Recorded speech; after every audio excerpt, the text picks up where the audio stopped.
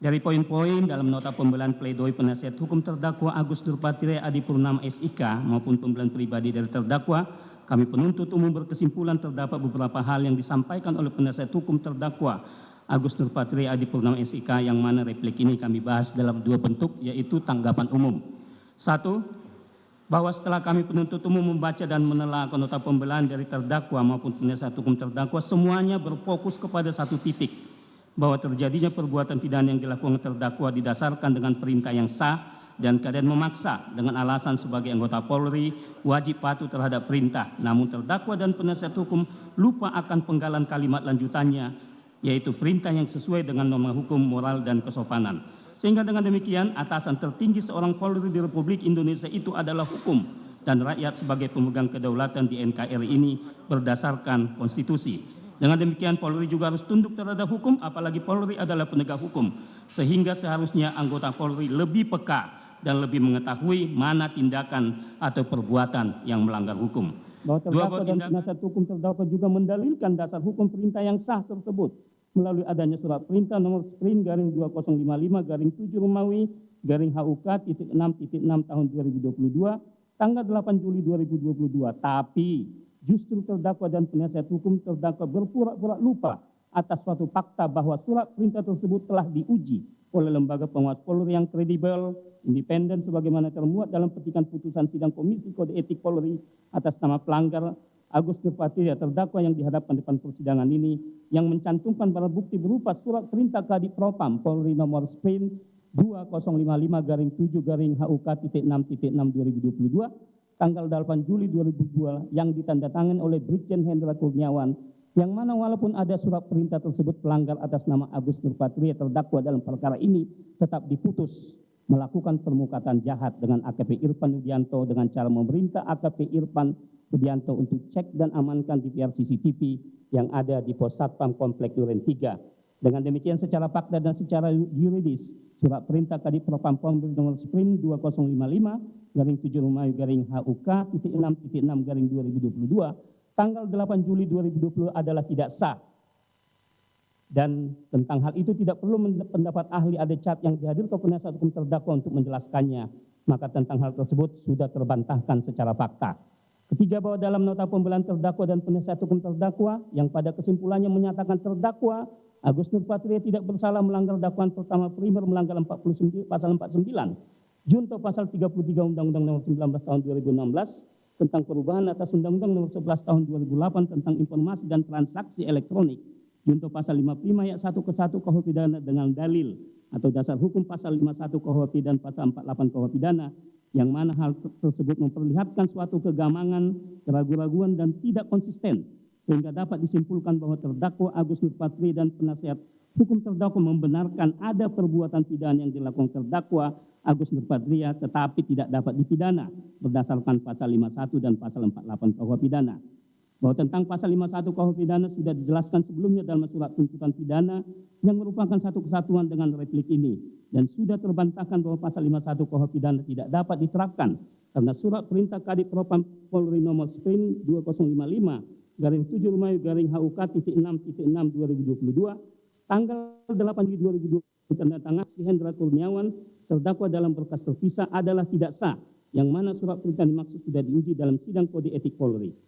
5. Bahwa tentang dalil penasihat hukum yang menggunakan pasal 48 KUH pidana, yaitu karena adanya daya paksa, harus dikesampingkan dengan alasan yaitu adanya notual faiten, hal yang sudah diketahui umum tidak perlu dibuktikan. Yang masih ada kaitannya dengan perkara akuo, yaitu perkara pembunuhan korban Nofriansah Yosua Huta Barat oleh saksi Perdi Sambo DKK yang baik secara langsung atau tidak langsung dengan perkara akuo. Sebagaimana sudah menjadi fakta hukum persidangan tersebut telah diketahui publik atau telah terpublikasi, yang mana secara umum diketahui bahwa seorang Brigadir Ricky Rijal Wibowo notabene merupakan bawahan yang jauh pangkatnya di bawah Perdi Sambo yang merupakan pejabat utama Polri berpangkat Inspektur Jenderal Polisi Bintang 2 berani menolak perintah permintaan yang disampaikan langsung oleh Perdi Sambo untuk menembak korban Nofriansah Yosua Huta Barat. Apalagi terdakwa Agus Nurpatria yang berpangkat Komisaris Besar Polisi KBP Perwira Menengah yang tingkatan pangkatnya sangat jauh di atas Brigadir Ricky Rijal Wibowo, dan terdakwa Agus Nurpatria tidak berhadapan langsung dengan Perdi Sambo sehingga tidak merasakan langsung adanya tekanan atau daya paksa dari Perdi Sambo. Masa tidak berani menolak? terdakwa sebagai perwira menengah yang mana mengutip makna perwira dalam Kamus Besar Bahasa Indonesia sebagai kata adjektiva atau kata sifat yang memiliki arti gagah berani. Dengan demikian terdakwa Agus Nurpatria sebagai perwira kebanggaan Polri, masyarakat dan bangsa harus gagah berani menegakkan hukum, kebenaran, keadilan, dan melawan kebatilan, yakni perintah saksi Perdi Sambo yang diteruskan saksi Hendra Kurniawan kepada terdakwa Agus Nurpatria karena secara prinsip permintaan Perdi Sambo adalah merupakan sesuatu yang batil. Dari hal tersebut di atas maka dalil penasihat hukum terdakwa yang ingin menerapkan pasal KUH pidana tentang daya paksa harus dikesampingkan majelis hakim demi keadilan karena dalil atau alasan tersebut sangat mengada-ngada dan tidak tepat sehingga harus ditolak. Nah, selain itu uraian pledoi dan dalil-dalil yang dikemukakan terdakwa Agus Nurpatria dan penasihat hukumnya yang mengada-ngada karena berusaha membangun konstruksi hukum yang baru yaitu cocok lagi dengan kesesatan fakta dan kesesatan yuridis yang nyata tersebut tidaklah memiliki dasar yuridis yang kuat untuk digunakan menggugurkan surat tuntutan jaksa penuntut umum. Maka untuk menghindari kesesatan fakta dan kesesatan yuridis tersebut dari terdakwa dan penasihat hukumnya yang mengarah kepada logikal falasi, yaitu tipe argumentasi atau alasan berdasarkan pemikiran logis yang buruk yang terlihat seolah-olah benar, namun mengandung kesalahan dalam penalarannya, atau argumen yang mengarah pada kesimpulan yang terlihat benar padahal tidak benar. Maka perlu diingat pendapat Martin Luther yang mengatakan bahwa untuk mencegah terjikal falasi tersebut seharusnya kepatutan dijadikan parameter kebenaran material dari suatu fakta. Setuju bahwa terkait dengan barang bukti yang diajukan dalam persidangan pada pembacaan pledoi, kami hanya menerima dan mengakui barang bukti yang diajukan pada saat pemeriksaan saksi-saksi dan ahli, dan bersikap menolak seluruh barang bukti yang tidak pernah diajukan dan diperlihatkan pada saat pemeriksaan saksi dan ahli.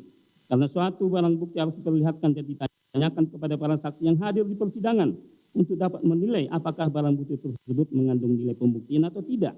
Dan juga barang bukti tersebut harus diperiksa keasliannya. Bagaimana proses mendapatkan dan memperolehnya, apakah sesuai dengan aturan atau tidak, sehingga dapat dinilai apakah barang bukti tersebut sah dan mempunyai nilai pembuktian atau tidak. Oleh karena itu kami memohon kepada majelis hakim yang terhormat untuk menyampingkan semua barang bukti dalam bentuk apapun yang diajukan penasihat hukum terdakwa dalam persidangan ini di luar agenda pemeriksaan saksi dan ahli. Terkait dengan pengajuan akta notaris nomor 17 tanggal 17 Januari 2023 tentang pernyataan BJP Beni Ali, tentu dalam hal ini kami penuntut umum menolak karena akta notaris tersebut berdiri sendiri karena penasihat hukum tidak menghadirkan notaris yang membuat akta afidavit dari BJP Beni Ali untuk membenarkan akta yang buatnya. Terlebih-lebih saudara BJP Beni Ali juga terkena imbas karena perkara akuo dengan mendapat sanksi demosi menjadi pamen Yanma atau perwira menengah di pelayanan markas yang sebelumnya menjadi kepala biro di divisi Propam Polri. Dilanjutkan oleh jaksa yang lain. Izin yang mulia. Tanggapan khusus. Dari poin 1 sampai poin 7 tidak kami bacakan lagi, tertera dalam replik, langsung kami kepada poin 8. Poin 8 tanggapan khusus. Bahwa dalil penasihat hukum yang menyatakan bahwa menurut unsur sengaja dalam ketentuan pasal 33 Undang-Undang IT apabila dikait dengan perbuatan yang dakwakan penuntut umum terhadap terdakwa, maka mutlak harus adanya mens rea. Dalam hal ini niat jahat dengan tujuan untuk menimbulkan akibat terganggunya sistem elektronik atau supaya sistem elektronik menjadi tidak bekerja sebagaimana mestinya. Sehingga dengan demikian maka tidak terbukti bahwa terdakwa menghendaki untuk timbulnya akibat terganggunya sistem elektronik atau agar sistem elektronik menjadi tidak bekerja sebagaimana mestinya. Tanggapan jaksa penuntut umum. Bahwa terhadap apa yang didalilkan oleh penasihat hukum terdakwa pada poin 7 dan poin 8 akan kami tanggapi sebagai berikut. Bahwa terdakwa Agus Nurpatria menerima permintaan dari saksi Hendra Kurniawan untuk melakukan pengecekan CCTV di Komplek Polri Duren 3 yang saat itu telah adanya penyidikan yang dilaksanakan oleh penyidik Polres Metro Jakarta Selatan sehingga kewenangannya dalam pengecekan CCTV merupakan kewenangan penyidik Polres Metro Jakarta Selatan. Kemudian terdakwa meminta kepada saksi Irfan Widianto untuk mengambil dan mengganti DPR CCTV, sedangkan terdakwa mengetahui saksi Irfan Widianto bukan bagian dari Paminal, melainkan merupakan anggota pada Bareskrim. bahwa terdakwa menganggap tindakan yang dilakukan terkait dengan DPR CCTV adalah berdasarkan pada kewenangan yang dimiliki pada fungsi paminal dan pada persidangan terdakwa menunjukkan surat perintah penyelidikan yang ditandatangani oleh Hendra Kurniawan. Bahwa Saksi Agung Pratama di bawah sumpah di persidangan menerangkan bahwa pada tanggal 8 Juli 22 sekitar pukul 23 terdakwa Agus Nurpatria menyerahkan draft surat perintah yang ditandatangani oleh Hendra Kurniawan. Bahwa surat perintah tersebut sudah berisi nomor surat pada saat terdakwa menyerahkan kepada saksi namun belum ada tanda tangan. Bahwa dalam surat perintah tersebut tidak ada tanggal dan kapan hingga sampai dengan pelaksanaan tugasnya. Bahwa surat perintah berlaku sampai selesai. Selesainya tugas biasanya ada nota dinas terkait hasil pelaksanaan kegiatan. Dari keterangan saksi tersebut di atas terlihat peran terdakwa menyiapkan draft surat perintah dari Propam Polri nomor Sprint garing 2055 garing 7 garing put titik 6 2002 tanggal 8 Juli 2002 yang kemudian ditandatangani oleh Hendra Kurniawan. Padahal setelah adanya surat perintah tersebut pun terdakwa tidak pernah membuat laporan hasil penyelidikan sebagaimana ketentuan yang diatur dalam pasal 8 huruf I Peraturan Kadipropam nomor 1 tahun 2015 tentang standar operasional prosedur penyelidikan pengamanan internal di lingkungan Kepolisian Republik Indonesia. Di sini jelas terlihat bahwa pembuatan surat perintah tersebut hanya seolah-olah memberikan kewenangan terhadap terdakwa Agus Nurpatria untuk melakukan penyelidikan termasuk kewenangan meminta kepada Irfan Widianto untuk melakukan tindakan terkait DPR CCTV. Andres Hongrat, 9 Desember 1940, NJ 1941 halaman 189 menyimpulkan bahwa perintah harus dilaksanakan dengan menggunakan sarana yang layak atau patut, asas proporsionalitas. Bahwa surat perintah penyelidikan paminal sebagaimana yang disebutkan oleh terdakwa Agus Nurpatria tersebut juga telah diuji oleh Lembaga Pengawas Polri sebagaimana termuat dalam petikan putusan sidang Komisi Kode Etik Polri atas nama terduga pelanggar Agus Nurpatria yang mencantumkan barang bukti berupa surat perintah Kadipropam Polri nomor Sprint garing 2055 garing 7 garing puk titik 6 garing 2002 tanggal 8 Juli 2002 yang ditandatangani oleh Brigjen Pol Hendra Kurniawan. Sekalipun atas surat tugas tersebut terduga pelanggar Agus Nurpatria tetap diputus melakukan perbuatan jahat dengan AKBP Irfan Widianto dengan cara memerintahkan Irfan Widianto untuk cek dan amankan DPR CCTV yang di Satpam Komplek Duren 3. Lanjut ke nomor 9. Bahwa dalil penasihat hukum yang menyatakan bahwa menurut hukum berdasarkan fakta persidangan yang diambil dari keterangan ahli pidana forensik Dr. Robinson Sulaiman pada pokoknya menerangkan bahwa melakukan tindakan apapun yang dimaksud dalam undang-undang adalah perbuatan yang berhubungan dengan transaksi elektronik sehingga perintah memindahkan perangkat elektronik secara fisik tidak sama dengan perbuatan memindahkan informasi elektronik atau dokumen elektronik sebagaimana dimaksud dalam undang-undang IT. Dengan demikian, maka menurut hukum perbuatan terdakwa tidak dapat dikatakan sebagai melakukan tindakan apapun menurut Undang-Undang Informasi Transaksi Elektronik. Tanggapan jaksa penuntut umum. Bahwa terhadap apa yang didalilkan oleh penasihat hukum terdakwa, kami tanggapi bahwa penasihat hukum terdakwa keliru dalam melakukan analisa terhadap unsur melakukan tindakan apapun. Pasal 33 Undang-Undang ITE tidak membatasi apa yang dimaksud dengan tindakan apapun. Dilihat dari bunyi unsurnya, maka tindakan yang dimaksud telah dapat berupa tindakan aktif maupun tindakan pasif. Unsur melakukan tindakan apapun mempunyai hubungan sebab akibat dengan unsur yang lain, yakni terganggunya sistem elektronik atau mengakibatkan sistem elektronik tidak bekerja sebagaimana mestinya. Bahwa tindakan mengambil DPR CCTV di pos security komplek Polri Duren 3 kemudian memindahkan dan menghapus isi rekaman video dari DPR dan menghancurkan Microsoft Surface merupakan bentuk tindakan sebagaimana yang diatur dalam Undang-Undang ITE. Terkait hubungan sebab akibat dengan unsur lainnya berdasarkan alat bukti yang terungkap di persidangan, akibat dari tindakan tersebut mengakibatkan sistem elektronik berupa satu buah DPR merek Gaglen dan satu buah Microsurface berwarna hitam terganggu dan tidak bekerja sebagaimana mestinya sebagaimana tertuang dalam berita acara pemeriksaan laboratorium kriminalistik, yaitu pada satu unit digital video recorder dan seterusnya dan satu buah unit Microsurface warna hitam nomor berkode 1 dan seterusnya. 10. Bahwa dalil penasihat hukum yang menyatakan bahwa menurut hukum berdasarkan fakta persidangan sebagaimana diterangkan oleh ahli pidana forensik Dr. Robinson Sulaiman bahwa DPR tidak sama dengan informasi elektronik atau dokumen elektronik dan sesuai dengan keterangan ahli ITE Dr. Dwi Suno Winarto bahwa yang dimaksud dengan informasi elektronik adalah satu atau sekumpulan data elektronik, termasuk tetapi tidak terbatas pada tulisan, suara, gambar, peta, rancangan, foto elektronik, data, interchange, surat elektronik, telegram, telex, telekopi atau sejenisnya, huruf, tanda, angka, kode akses, atau korporasi yang telah diolah yang memiliki arti dapat dipahami oleh orang lain mampu memahaminya. Dan yang dimaksud dengan dokumen elektronik adalah setiap informasi elektronik yang dibuat, diteruskan, dikirimkan, diterima, atau disimpan dalam bentuk analog, digital, elektromagnetik, optikal, dan sejenisnya dapat dilihat, ditampilkan, atau didengar melalui komputer atau sistem elektronik, termasuk tetapi tidak terbatas pada tulisan, suara, gambar, peta, rancangan, foto, atau sejenisnya, huruf, tanda, angka, kode akses, simbol, atau memiliki makna atau arti yang dapat dipahami oleh orang yang mampu memahaminya.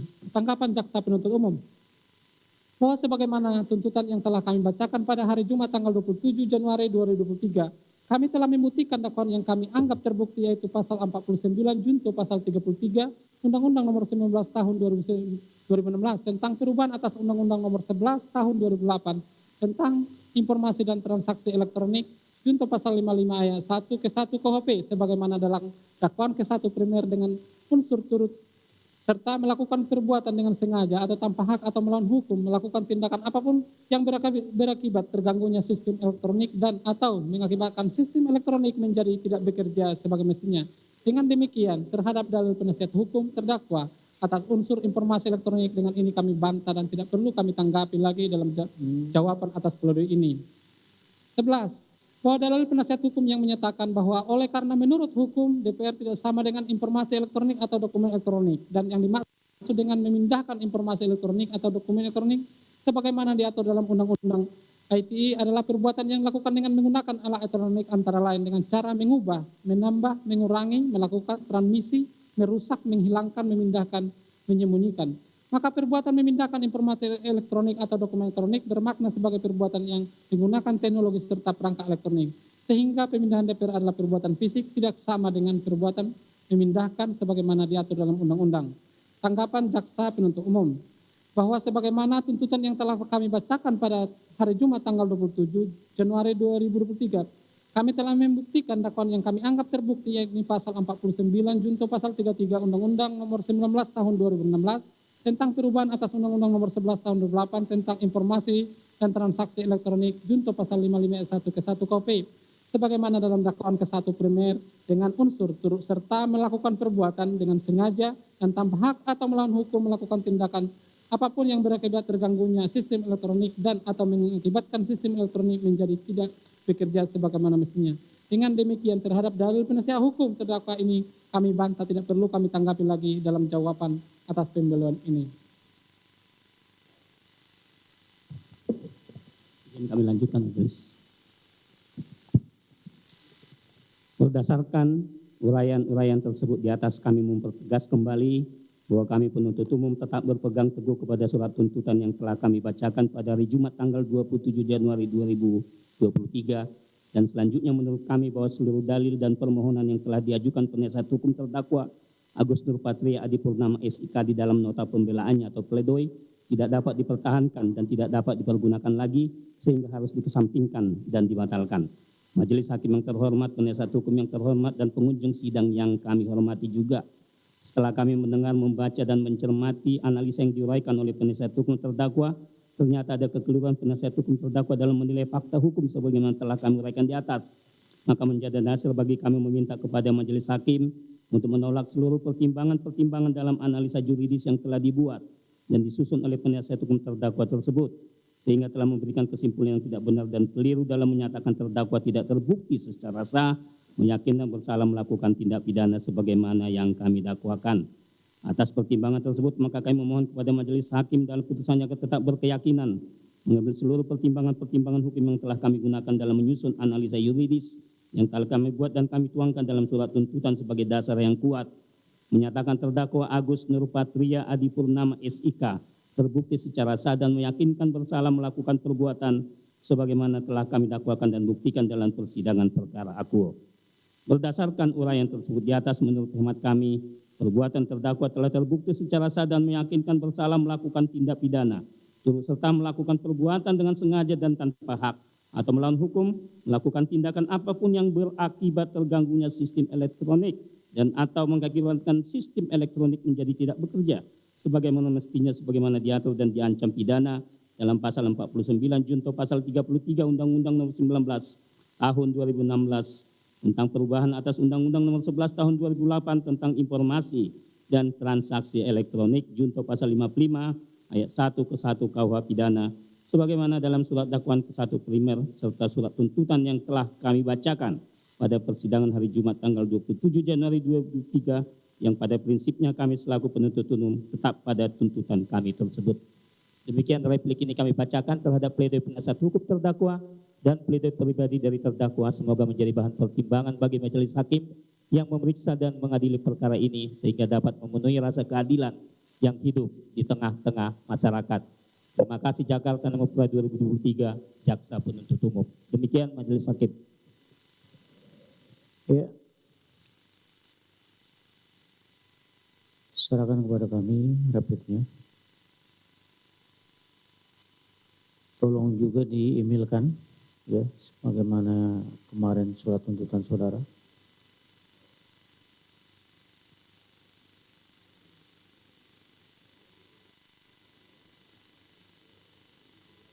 Dengan demikian menjadi giliran dari penasihat hukum terdakwa untuk duplik dari replik ini. Kami beri waktu sampai dengan hari Kamis di tanggal 9 ya. 9 Februari 2023. Begitu ya. Ada yang mau disampaikan dari penuntut umum? Dari terdakwa? Penasihat hukum?